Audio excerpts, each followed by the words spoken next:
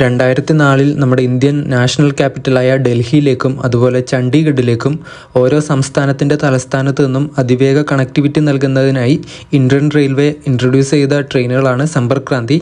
അതിൽ തന്നെ ആദ്യമായിട്ട് ഓടിത്തുടങ്ങിയ സമ്പർക്ക് ക്രാന്തിയാണ് നമ്മളിന്ന് സഞ്ചരിക്കുന്ന കർണാടക സമ്പർക്ക് ക്രാന്തി. സംസ്കൃതത്തിലെ സമ്പർക്ക് എന്ന വാക്കും ക്രാന്തി എന്ന വാക്കും കൂട്ടിച്ചേർത്താണ് സമ്പർക്ക് ക്രാന്തി എന്ന പേരാക്കി മാറ്റിയിട്ടുള്ളത്. സമ്പർക്ക് എന്നാൽ മീനിങ് കോണ്ടാക്റ്റ് എന്നും സമ്പർക്കം എന്നും ക്രാന്തി എന്നാൽ വിപ്ലവം എന്നുമാണ് അർത്ഥം. അപ്പോൾ ഒരു കോണ്ടാക്റ്റ്, ഒരു സംസ്ഥാനത്തിൻ്റെ തലസ്ഥാനത്ത് നിന്നും ഇന്ത്യയുടെ നാഷണൽ ക്യാപിറ്റലായ തലസ്ഥാനത്തേക്കുള്ള ഒരു കോണ്ടാക്റ്റ് അല്ലെങ്കിൽ ഒരു സമ്പർക്കത്തിൻ്റെ ഒരു വിപ്ലവം കൂടിയാണ് ഈ ഒരു സമ്പർക്ക് ക്രാന്തി. ആഴ്ചയിൽ 5 ദിവസം സർവീസ് നടത്തുന്ന ഈ വണ്ടി പോകുന്ന റൂട്ട് എങ്ങനെയാണെന്ന് വെച്ചാൽ തുംകൂർ, അർസിക്കേരെ, കടൂർ ജംഗ്ഷൻ, ബിരൂർ വഴി നേരെ ഹുബ്ബള്ളിയിലേക്ക് പോകും. അവിടുന്ന് ലോക്കോ റിവേഴ്സൽ കഴിഞ്ഞ് ഗുണ്ടക്കൽ, ബല്ലർഷ, നാഗ്പൂർ, ഭോപ്പാൽ വഴിയാണ് നിസാമുദ്ദീനിലേക്ക് പോകുന്നത്.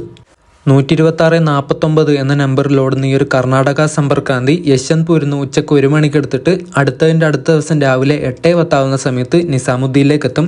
ഏകദേശം 2746 കിലോമീറ്റർ 43 മണിക്കൂറും 10 മിനിറ്റും കൊണ്ടാണ് ഈ വണ്ടി കവർ ചെയ്യുന്നത്.